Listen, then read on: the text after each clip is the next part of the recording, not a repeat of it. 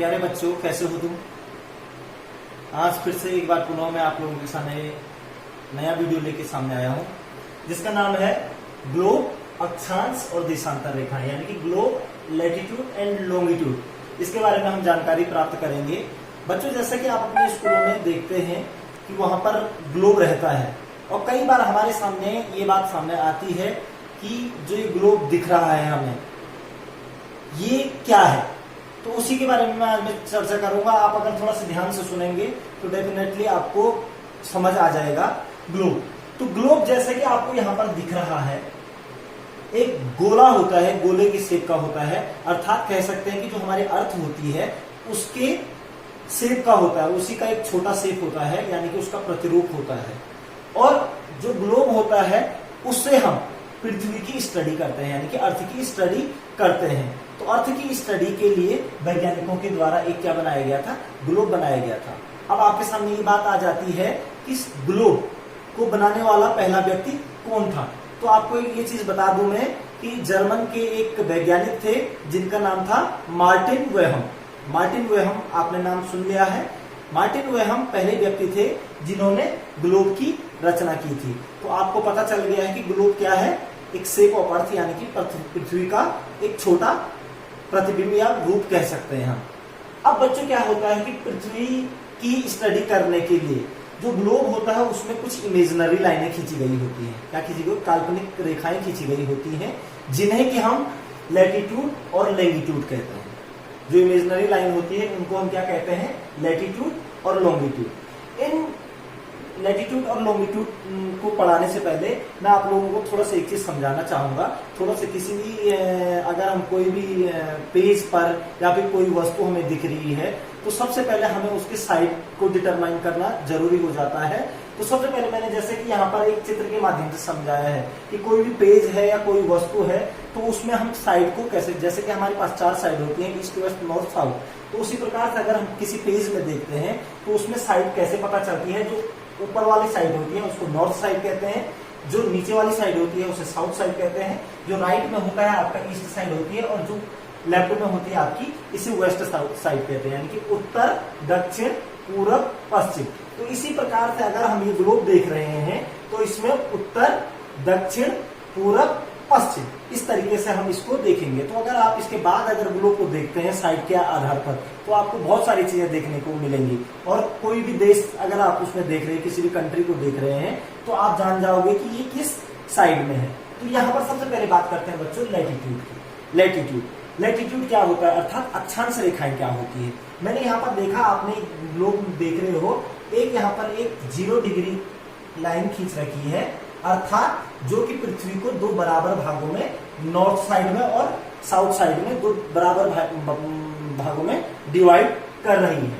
तो जो ये ईस्ट से वेस्ट के लिए जो ये लाइन खींची गई है इसे कहते हैं लैटिट्यूड। अर्थात आप कहेंगे कि ग्लोब पर खींची जाने वाली वे काल्पनिक रेखाएं जो पूर्व से पश्चिम की ओर खींची गई है, अर्थात जो ईस्ट टू वेस्ट खींची गई है, जो इमेजिनरी लाइन, उन्हें हम क्या कहते हैं? लैटिट्यूड कहते हैं। अब आप देख रहे होंगे यहाँ पर से जो 0 डिग्री है, यहां से ये ऊपर को लैटिट्यूड इस तरीके से जो खींची गई है, इनकी संख्या होती है 90। और यहां से साउथ की तरफ कोई अगर हम आएंगे तो इनकी संख्या भी होती है कितनी?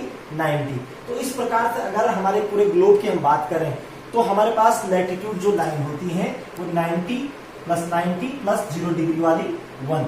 तो टोटल हमारे पास जो लैटिट्यूड होते हैं, यानी कि अक्षांश रेखाएं होती हैं ग्लोब पर, वो 181 होती है।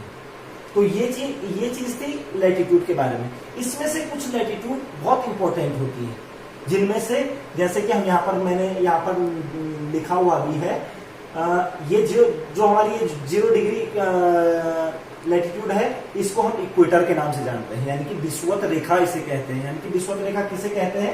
जो पृथ्वी को, जो काल्पनिक रेखा जो पृथ्वी को 2 बराबर भागों में बांटती है, उसे ही इक्वेटर कहते हैं। उसके बाद हम देख रहे हैं यहाँ पर एक, मैंने ये ब्लैक कलर से किया हुआ है, 23.5 डिग्री उत्तर में, यानी कि नॉर्थ में, तो इसे कहते हैं ट्रॉपिक ऑफ कैंसर। और उससे और ऊपर 66.5 पे भी एक लाइन गई है जिसे कहते हैं आर्टिकल सर्कल, यानी कि आर्कटिक वृत्त कहते हैं इसे। इसी प्रकार से अगर हम दक्षिण में आएंगे तो 23.5 डिग्री दक्षिण की ओर जो लाइन गई हुई है, जो लैटिट्यूड गई है, उसे ट्रॉपिक ऑफ कैप्रिकॉर्न यानी कि मकर रेखा कहते हैं। और जो 66 डिग्री पे दक्षिण में आई हुई है, इसे कहते हैं अंटार्कटिक सर्कल यानी कि अंटार्कटिक वृत्त। इसी प्रकार से ये उत्तरी जो गोलार्ध में जो लाइन है 23.5 डिग्री, इसको कहते हैं कैंसर यानी कि कर्क रेखा। और दक्षिण में जो 23.5 पे आई है, इसे कैप्रिकॉर्न यानी कि मकर रेखा। मैं आपको एक चीज यहाँ पर एक चीज स्पष्ट कर देना चाहता हूँ, जो पृथ्वी पर जो सूर्य आता है वो कैंसर और कैप्रिकॉर्न के बीच ही हमेशा रहता है। कब ज्यादा से ज्यादा ऊपर को जाएगा तो कैंसर पे स्ट्रेट जा सकता है, और नीचे को ज्यादा से ज्यादा स्ट्रेट में आएगा तो कैप्रिकॉर्न। तो इसके बारे में हम आगे चर्चाएं करेंगे अगले वीडियोज में। तो अभी आपने लैटिट्यूड समझ लिया है कि लैटिट्यूड क्या है, कि जो ईस्ट से वेस्ट की ओर खींची गई है। ठीक है, इसके साथ साथ मैं आपको एक चीज और बताना चाहूंगा कि जो दो लैटिट्यूड होते हैं उनके बीच की दूरी कितनी होती है। तो दो लैटिट्यूड के बीच की दूरी समान होती है, और वो होती है 111 किलोमीटर यानी कि 111 किलोमीटर। तो ये सारी बातें थी लैटिट्यूड। अब आपके सामने एक प्रश्न आ रहा होगा कि जो लैटिट्यूड यानी कि अक्षांश रेखाएं होती हैं, इनसे क्या जानकारी प्राप्त की जाती है।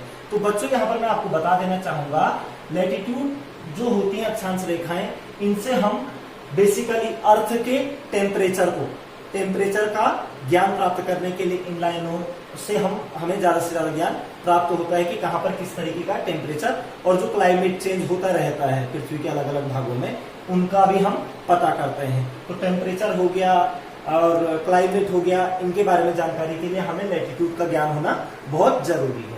अब इसी प्रकार से बच्चों में आगे आपके सामने जा रहा हूं, यानी कि देशांतर यानी कि लॉन्गिट्यूड। मैंने यहाँ पर एक छोटा सा फिर से ग्लोब का आकार बनाया हुआ है, और इसमें मैंने दिखाने की कोशिश करी हुई है।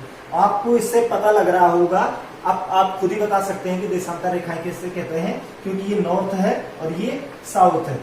अर्थात वही इमेजिनरी लाइन जो ग्लोब पर नॉर्थ टू साउथ को खींची गई है, यानी कि उत्तर से दक्षिण की ओर जो काल्पनिक रेखाएं खींची गई हैं ग्लोब पर, उन्हें ही हम क्या कहते हैं, लॉन्गिट्यूड अर्थात देशांतर रेखा कहते हैं।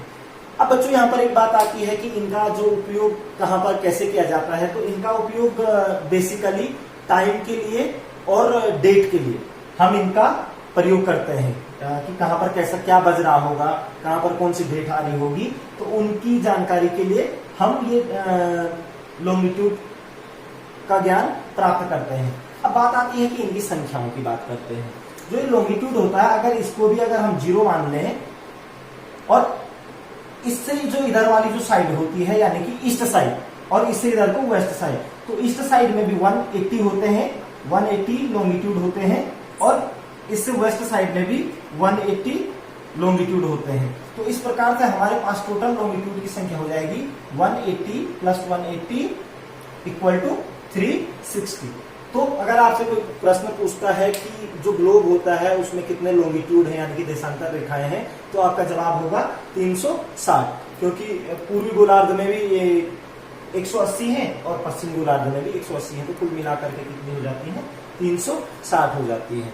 बात करते हैं देशांतर रेखाओं में टाइम का निर्धारण कैसे किया जाता है। तो आपको पता है कि मैं आपको एक चीज यहाँ पर बताना चाहूंगा, जो टाइम लिया गया है वो इंग्लैंड के ग्रीनविच से लिया गया है, क्योंकि वहां पर 0 डिग्री देशांतर चलती है, तो उसको 0 डिग्री देशांतर यानी कि ये हुई। अगर यहाँ से अगर हम ईस्ट की ओर बढ़ते हैं तो टाइम हमेशा आगे बढ़ेगा, और अगर यहाँ से अगर हम पीछे की ओर बढ़ते हैं तो यहाँ हमारा क्या हो जाएगा, टाइम घटेगा। अब इसका मैं छोटा सा एक एग्जांपल देना चाहूंगा, उससे पहले एक बात और बताना चाहूंगा। जैसे ही हम एक देशांतर जाते हैं तो 4 मिनट का डिफरेंस आता है, यानी कि अगर हम पूर्व में जाएंगे तो 4 मिनट आगे हो जाएगा, यानी कि 4 मल्टीप्लाई 4 करते रहेंगे हम। तो इस प्रकार से एक देशांतर को पार करने में 4 मिनट का टाइम लगता है।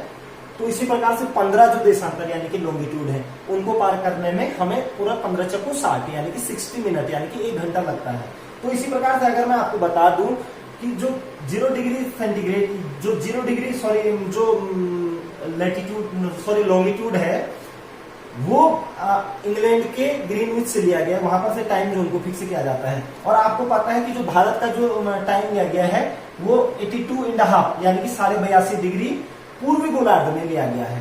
तो भारत की जो स्थिति है वो लगभग यहाँ पर है और 82.5 डिग्री। तो आपको पता है 0 से 82.5 को अगर 82.5 को मल्टीप्लाई करेंगे 4 से, इट मीन्स ये हो रहा है 330 मिनट। यानी कि इस ग्रीनविच के टाइम से 330 मिनट इंडिया का टाइम आगे होगा। अगर कह लें कि यहाँ पर अगर 12 बज रहे हैं दिन का, तो इंडिया में कितना बज रहा होगा, तो 330 मिनट आगे बज रहा होगा दिन का। अगर यहाँ पर दिन का 12 बज रहा है तो 330 मिनट को अगर हम घंटे और मिनट में चेंज करते हैं तो वो आ जाएगा आपका 5 घंटे और 30 मिनट। आप चेंज करके देख लीजिएगा 60 से डिवाइड करके, तो 5 घंटे और 30 मिनट। तो इस प्रकार से 5 घंटा 30 मिनट आगे यानी कि इंडिया का टाइम हो जाएगा। यानी कि यहाँ पर अगर 12 बज रहा है इंग्लैंड में, तो भारत में कितना हो रहा होगा, शाम के 5:30 बज रहा होगा। तो इस प्रकार से हम लॉन्गिट्यूड यानी कि देशांतर रेखाओं के बारे में भी, समय का नॉलेज और डेट के बारे में जानकारी प्राप्त करने के लिए इनकी बातें करते हैं। तो प्यारे बच्चों, आशा करता हूं कि आपको ये वीडियो जरूर पसंद आई होगी और इस तरीके से आप एक बार इसका स्टडी आप बुक में भी करिएगा और ग्लोब को देख करके अब आप जो मैंने आप लोगों को बताया है उसी तरीके से आप देखने की कोशिश करेंगे। उसमें आप कैंसर लाइन को खोजेंगे, कैप्रिकॉर्न, इक्वेटर, इसी प्रकार से आर्कटिक, अंटार्कटिक, ये सारी चीजें आप देखने की कोशिश करेंगे। अपने इंडिया को भी देखने की कोशिश करेंगे कि किस साइड में है। तो अगर आप इस तरीके से पढ़ते हैं तो आपको बहुत ज्यादा इंटरेस्ट आएगा वर्ल्ड के मैप को पढ़ने में भी और ग्लोब को देखने में भी और स्टडी करने में भी। तो आशा करता हूं कि आपको ये वीडियो पसंद आया होगा। आप लोगों ने अगर अभी तक चैनल सब्सक्राइब नहीं किया है तो प्लीज सब्सक्राइब करिएगा चैनल को और ज्यादा से ज्यादा शेयर करने की कोशिश कीजिए और अपने दोस्तों को भी भेजिएगा। Thank you.